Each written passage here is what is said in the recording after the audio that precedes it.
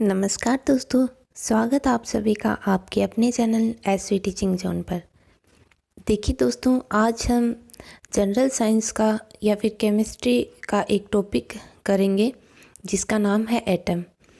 और ये टॉपिक बहुत ही इम्पोर्टेंट है रीट के लिए और फर्स्ट ग्रेड के लिए।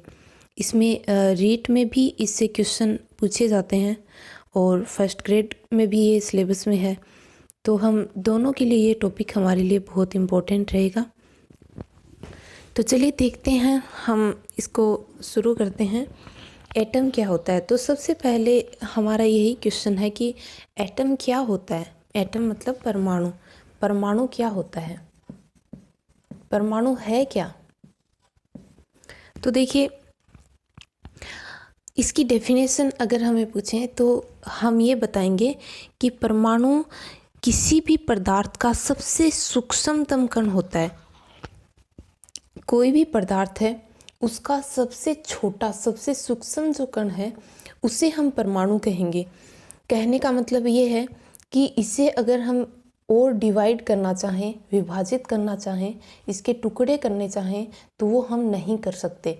मतलब कि ये सबसे छोटा कण है, इसे और हम विभाजित आगे नहीं कर सकते। ठीक है, अब देखिए, हम थोड़ा सा इसके नाम के बारे में जान लेते हैं कि ये हमें कहाँ से मिला। ये कई बार ये क्वेश्चन आता है, तो आप इसको ध्यान से देखिए। जो एटम नाम है, परमाणु नाम है, ये ग्रीक भाषा के एटोमिया शब्द से लिया गया है। ठीक है, एटम जो नाम है, एटम है, वो ग्रीक भाषा के एटोमिया शब्द से लिया गया है। कौन सी भाषा के? ग्रीक भाषा के। ये क्वेश्चन कई बार आ जाता है कि कौन सी भाषा का है और किस नाम से लिया गया है। तो आपको ये थोड़ा सा ध्यान में रखना है कि ये एटम शब्द वो ग्रीक भाषा के एटोमिया से लिया गया है। और एटोमिया का अर्थ क्या है? तो इसका अर्थ है अविभाज्य। इसका अर्थ क्या है? अविभाज्य। ठीक है, एटोमिया का अर्थ क्या है? अविभाज्य। मतलब वही हो गया निकल के कि परमाणु क्या है? अविभाज्य कण है, इसे और हम विभाजित नहीं कर सकते। पदार्थ का सबसे छोटा कण है ये। ठीक है, क्लियर है आपको परमाणु? ये इसका नाम अविभाज्य। ठीक है, ग्रीक भाषा से लिया गया है, एटोमिया शब्द से। अब देखिए, आगे हम इसकी डेफिनेशन हमने देख ली कि पदार्थ का सबसे छोटा कण है वो क्या होता है? परमाणु होता है। अब देखिए, परमाणुवाद जो है, परमाणुवाद के जनक की बात करें, अगर हमसे पूछें कि परमाणुवाद के जनक कौन है, तो हम क्या बताएंगे? John Dalton. John Dalton. ठीक है, परमाणुवाद के जनक कौन है? फादर ऑफ परमाणुवाद कौन है? तो जॉन डाल्टन। और इन्होंने कब बताया था परमाणुवाद को? कब दिया था इन्होंने परमाणुवाद को? तो 1808 में। ये डेट कई बार कन्फ्यूजन रहती है, कई गाइड हैं उनमें अलग अलग दे रखे हैं, लेकिन आप इसको ही सही मानिए क्योंकि ये एकदम सही है। और 1808 ही इसका सही आंसर होगा अगर हमें ये क्वेश्चन पूछें डेट का। तो परमाणुवाद के जनक कौन है? तो हम कहेंगे जॉन डाल्टन। कब दिया इन्होंने परमाणुवाद? तो 1808 में दिया। ठीक है, अब देखिए,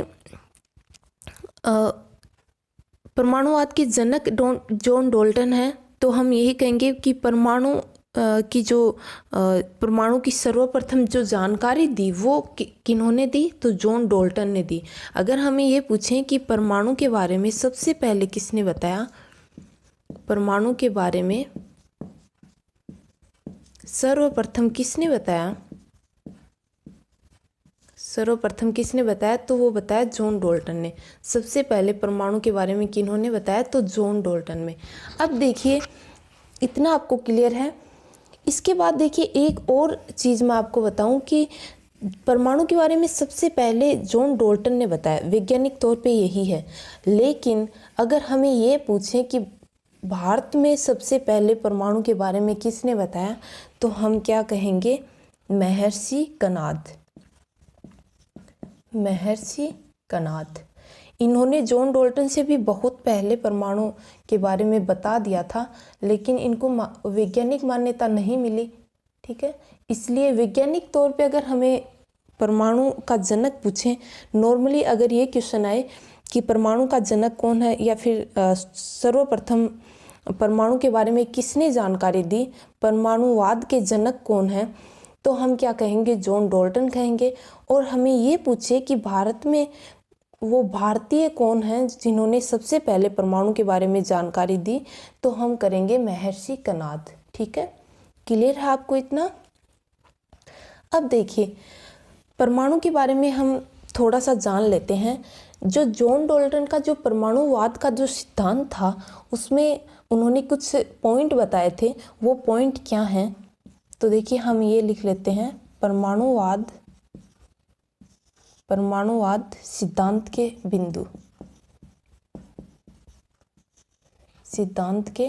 बिंदु। जो परमाणुवाद सिद्धांत के जो पॉइंट इन्होंने बताए थे वो क्या है। देखिए इन्होंने परमाणुवाद में परमाणु की प्रॉपर्टीज के बारे में बताया था। तो देखिए इन्होंने पहले क्या बताया, पहले हम बात कर चुके हैं कि परमाणु क्या है, पदार्थ का सबसे छोटा कण है, सबसे सूक्ष्मतम कण है। परमाणु क्या है, पदार्थ का सबसे सूक्ष्मतम कण है, सबसे छोटा कण है, सबसे सूक्ष्म कण है परमाणु। ठीक है। दूसरा इन्होंने क्या बताया कि परमाणु जो है वो मिलकर किसका निर्माण करते हैं, तो हम कहेंगे अणु का निर्माण करते हैं। अब देखिए परमाणु जो है वो स्वतंत्र अवस्था में नहीं रह सकते, वो अणु का निर्माण करते हैं और अणु के रूप में ही वो रहते हैं। तो देखिए अगला इन्होंने क्या बताया, ये इम्पोर्टेंट है, आपको याद रखना है कि परमाणु है वो मिलकर किसका निर्माण करते हैं, अणु का निर्माण करते हैं, या फिर अणु किससे मिलकर बना होता है, तो वो परमाणु से मिलकर बना होता है, परमाणुओं से मिलकर ही अणु का निर्माण होता है। अब देखिए तीसरा इन्होंने क्या बताया कि परमाणु जो है वो कैसा होता है, अस्थायी होता है। ठीक है, परमाणु कैसा होता है, अस्थायी होता है। इन्होंने क्या बताया कि परमाणु है वो अस्थायी होता है, इसी कारण तो परमाणु है वो मिलकर किसका निर्माण कर लेते हैं, अणु का निर्माण कर लेते हैं। तो यहाँ पे एक क्वेश्चन निकल के आता है कि पदार्थ का सबसे सूक्ष्मतम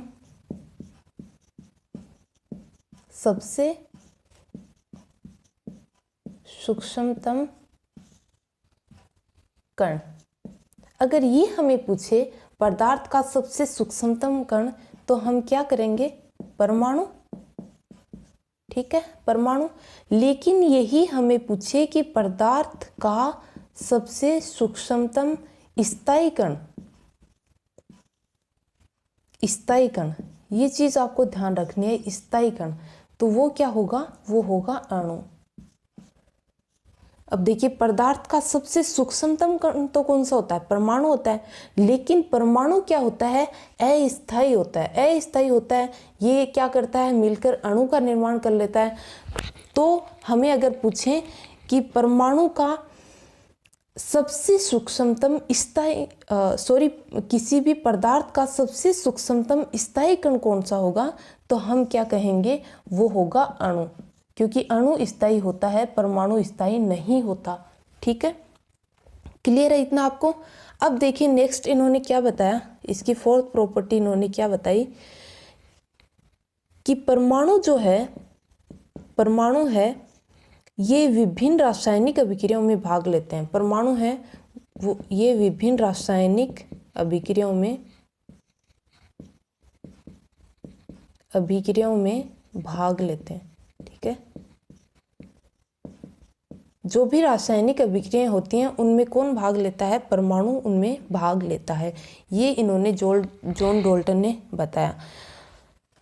अब देखिए इसके अलावा इन्होंने एक और प्रॉपर्टी बताई, वो बहुत ही इम्पोर्टेंट है, आपको याद रखनी है।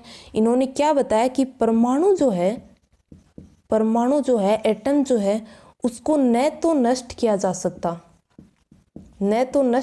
सकता और न ही बनाया जा सकता। इसको नष्ट और बनाया नहीं जा सकता। ठीक है, इन्होंने क्या बताया, जॉन डाल्टन ने क्या बताया कि परमाणु एक ऐसा कण है जिसे ना तो नष्ट किया जा सकता और ना ही इसे हम बना सकते, न ही इसे उत्पन्न कर सकते। ठीक है, तो जॉन डाल्टन का ये कुछ बेसिक बातें जो उन्होंने परमाणुवाद के सिद्धांत में हमें बताई थी वो हमने कर ली हैं। इससे हमें परमाणु के बारे में पता चल गया है कि परमाणु क्या होता है। ये पदार्थ का सबसे सूक्ष्मतम कण होता है, अस्थायी होता है, मिलकर अणु का निर्माण करता है और रासायनिक अभिक्रिया में भाग लेता है। परमाणु को ना तो बनाया जा सकता और ना ही इसे नष्ट किया जा सकता। और अगर पदार्थ के सबसे सूक्ष्मतम स्थायी कण की बात करें तो वो होगा अणु। परमाणुवाद सिद्धांत किसने दिया था, तो जॉन डाल्टन ने दिया था। कब दिया था, तो 1808 में दिया था। सबसे पहले वैज्ञानिक तौर पर परमाणु की जानकारी किसने दी, तो जॉन डाल्टन ने दी। और भारतीय कौन थे जिन्होंने परमाणु के बारे में सर्वप्रथम बताया, तो वो थे महर्षि कणाद। ठीक है, ये इतना हमने कर लिया है। अब देखिए आगे हम करते हैं। तो देखिए अब हम परमाणु के बारे में कुछ और बातें जान लेते हैं। ठीक है, तो देखिए परमाणु जो होता है इसके मूलभूत कण हम जानते हैं कि परमाणु में क्या क्या होता है। परमाणु के मूलभूत कण, ठीक है, परमाणु के मूलभूत कण कौन कौन से होते हैं ये हम जान लेते हैं। तो देखिए परमाणु के मूलभूत कणों की अगर हम बात करें तो इनकी संख्या कितनी होती है, इनकी संख्या होती है 3। ठीक है, इनकी संख्या कितनी होती है परमाणु के मूलभूत कणों की, तो इनकी संख्या होती है 3। और कौन कौन से ये होते हैं, तो देखिए प्रोटॉन, दूसरा है न्यूट्रॉन,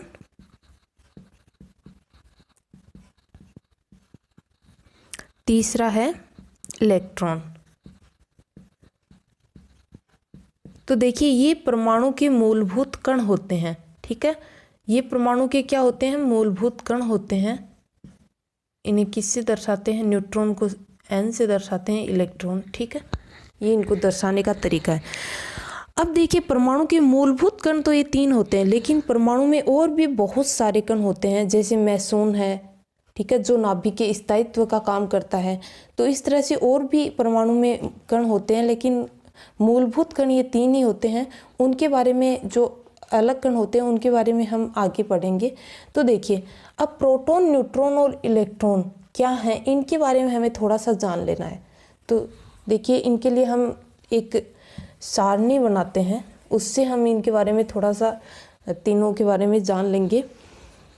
देखिए सबसे पहले आपको क्या लिखना है, क्रम संख्या। ठीक है, आपको एक सारणी बना लेनी है। मैं वीडियो को रोक के बना लेती हूँ ताकि टाइम खराब ना हो। अब देखिए दोस्तों, सबसे पहले हम क्या लेंगे, सबसे पहले हमारा पहला कण, परमाणु में 3 मूलभूत कण होते हैं, प्रोटॉन, न्यूट्रॉन और इलेक्ट्रॉन। तो सबसे पहले हम लेते हैं प्रोटॉन। ठीक है, प्रोटॉन। अब देखिए प्रोटॉन का हमें संकेत पूछें या सिंबल पूछें, हमने एक कम बनाया है यहाँ पे, मैं बना लेती हूँ। संकेत का हमने बनाया नहीं, आप इस सारणी को आप भी बना लीजिए ताकि आपको फिर याद करने में बिल्कुल भी प्रॉब्लम नहीं होगी। अगर ये सारणी आप बना लेते हैं तो इनका एक तरह से साथ में सबका साथ में अध्ययन हो जाएगा, जिससे हमें याद भी इजीली हो जाएंगे ये। तो देखिए यहाँ पे हम लेते हैं संकेत, किसको दर्शाते हैं, किस संकेत से हैं। तो देखिए प्रोटॉन का संकेत क्या होता है, तो इसे P से दर्शाते हैं और इसके अलावा हम इसे H+ से भी दर्शा सकते हैं, H+ से भी। ठीक है, प्रोटॉन को। इसके बाद में देखिए आवेश, इन पर आवेश कितना होता है, तो हम इसके आवेश की हम बात करते हैं। तो देखिए आवेश के बाद में हम पहले ही बना लेते हैं, आवेश के बाद में इसका होता है द्रव्यमान, द्रव्यमान भार। ठीक है, और इसके बाद में इनके खोजकर्ता, कि इनकी खोज किन्होंने करी थी। ठीक है, खोजकर्ता। अब देखिए प्रोटॉन जो है, प्रोटॉन को हम P से दर्शाते हैं। इस पर आवेश कैसा होता है प्रोटॉन पे, तो इस पर आवेश होता है धनावेश, ठीक है। पॉजिटिव आवेश इस पर होता है प्रोटॉन पे, धनावेश। और कितना होता है, तो हम करेंगे 1.6 गुना 10 की पावर माइनस 19 कूलम, ठीक है। ये इस पर आवेश होता है। कितना आवेश होता है प्रोटॉन पे, 1.6 गुना 10 की पावर माइनस 19 कूलम, ठीक है। इसको हम दूसरी यूनिट में लिखें तो इसको हम ऐसे लिख सकते हैं 4.8 गुना 10 की पावर माइनस 11 ESU। अब देखिए आपको ये दोनों याद रखने हैं, ठीक है। दोनों आपको याद रखने हैं क्योंकि कई बार ये आ जाता है, कई बार ये दिया हुआ आ जाता है, तो हमें दोनों याद होने चाहिए। अब देखिए इसके आगे हम इसका द्रव्यमान देखेंगे, ठीक है। इसका भार देखेंगे, द्रव्यमान कितना होता है प्रोटॉन का, तो द्रव्यमान इसका होता है 1.672 गुना 10 की पावर माइनस 24 ग्राम, ठीक है। 10 की पावर माइनस 24 ग्राम।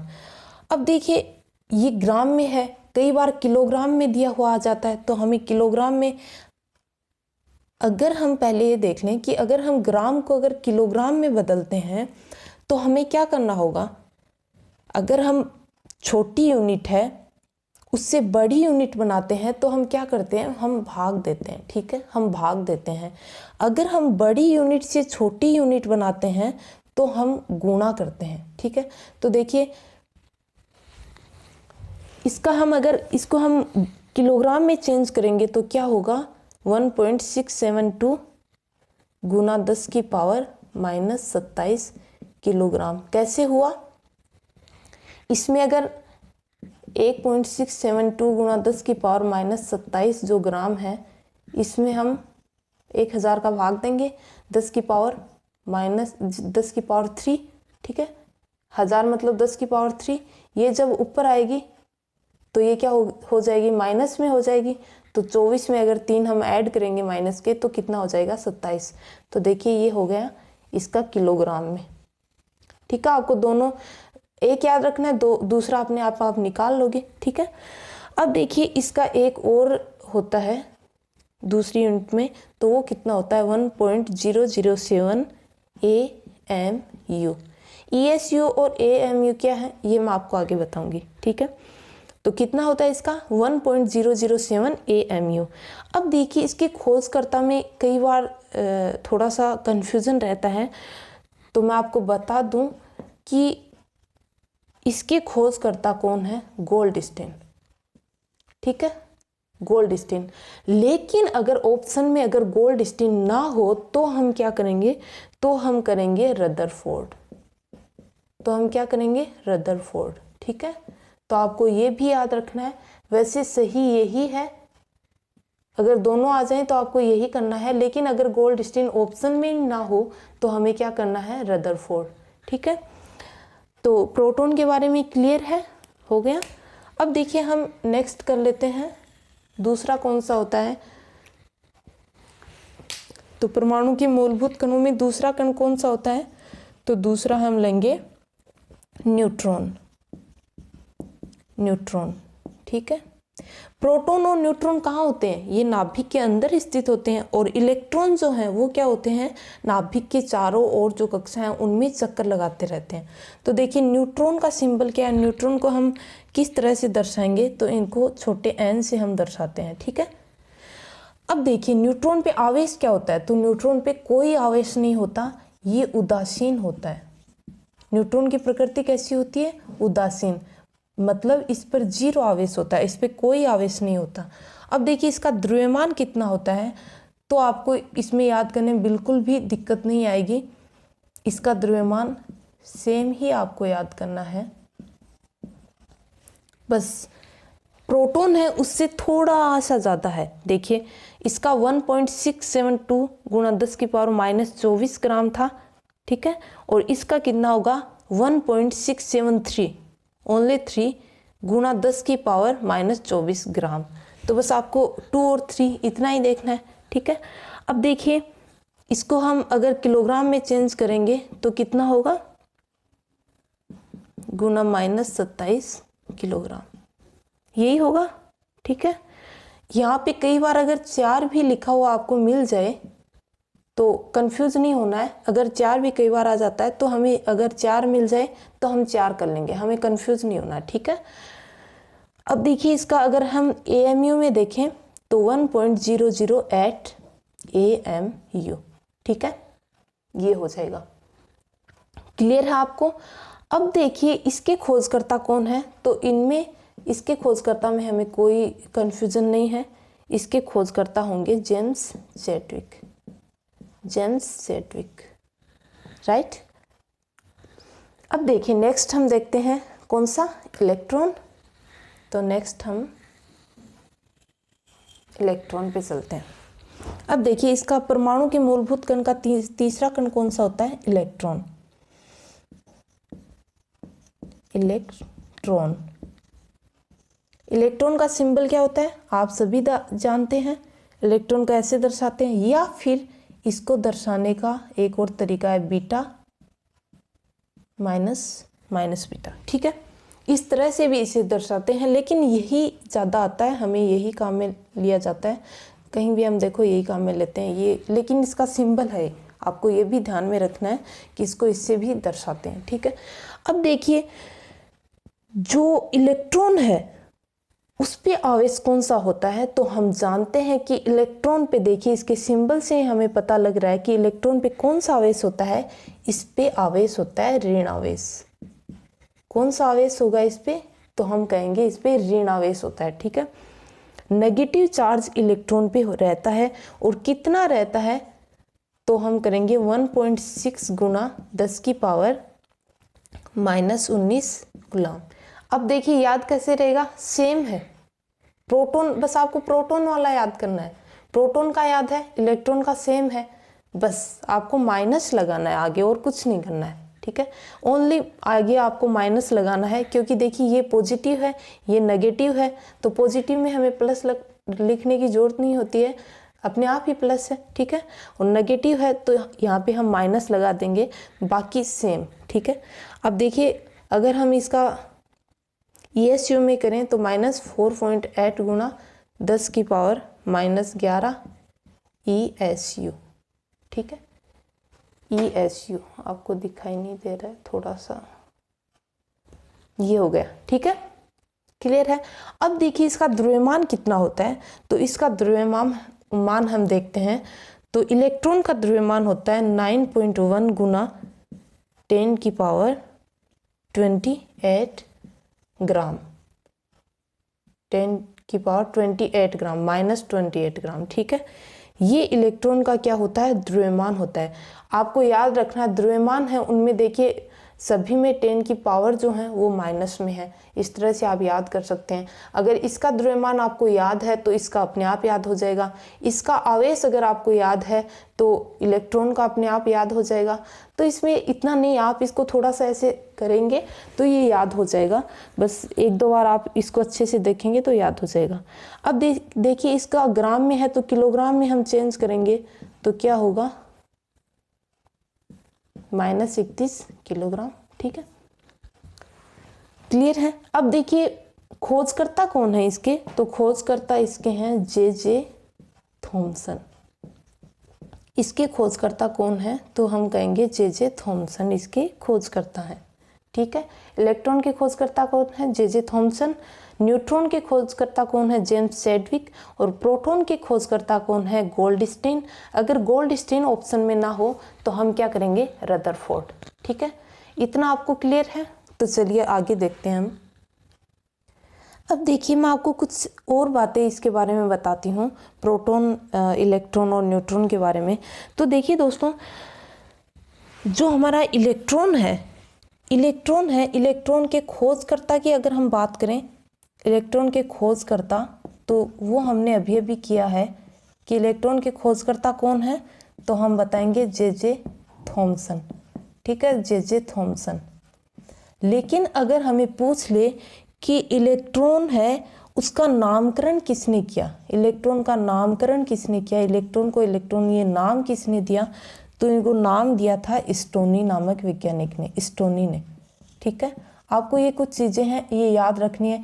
ये क्वेश्चन ऐसे एग्जाम में बहुत बार आते हैं। तो इलेक्ट्रॉन का नामकरण किसने किया? स्टोनी ने। इसी प्रकार देखिए जो मूलभूत हमारे तीन कण हैं, तीन मूलभूत कण हैं, प्रोटॉन, न्यूट्रॉन और इलेक्ट्रॉन। इनमें सबसे मूलभूत कणों में सबसे अस्थायी कण कौन सा होता है? सबसे अस्थायी। तीनों मूलभूत कणों में अगर हमें सबसे अस्थायी कण पूछें तो अस्थायी कौन सा होता है? न्यूट्रॉन होता है। अस्थायी कण कौन सा होता है? न्यूट्रॉन होता है। ठीक है, न्यूट्रॉन सबसे अस्थायी कण होता है। इसके अलावा देखिए इलेक्ट्रॉन और प्रोटॉन, इलेक्ट्रॉन और प्रोटॉन है, इस पर आवेश की गणना किसने की? अगर हमें पूछें कि इलेक्ट्रॉन और प्रोटॉन पर आवेश की गणना किसने की, तो ये की थी आर.ए. मिलिकन। आर.ए. मिलिकन नामक वैज्ञानिक ने ये की थी। और इन्होंने एक विधि भी बताई थी जिसका नाम था तेल बूंद मापी विधि। इनकी विधि क्या थी? तेल बूंद मापी विधि।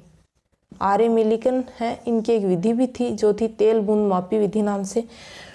और इन्होंने इलेक्ट्रॉन और प्रोटॉन पर आवेश की गणना की थी आर.ए. मिलिकन ने। सबसे अस्थायी कण अगर हमसे पूछें तो वो होता है न्यूट्रॉन। इलेक्ट्रॉन के खोजकर्ता जे थॉमसन। और इलेक्ट्रॉन को नाम किसने दिया? स्टोनी ने। ठीक है, क्लियर है। तो देखिए दोस्तों, हमने आज प्रोटॉन है, एटम है, उसके बारे में थोड़ा सा हमने जाना है। अब हम नेक्स्ट वीडियो में इसके अगले पार्ट को करेंगे। तो आज के लिए इतना ही, मिलते हैं नेक्स्ट वीडियो में। तब तक के लिए खुश रहिए, अपना ख्याल रखिए। Thank you so much. जय हिंद।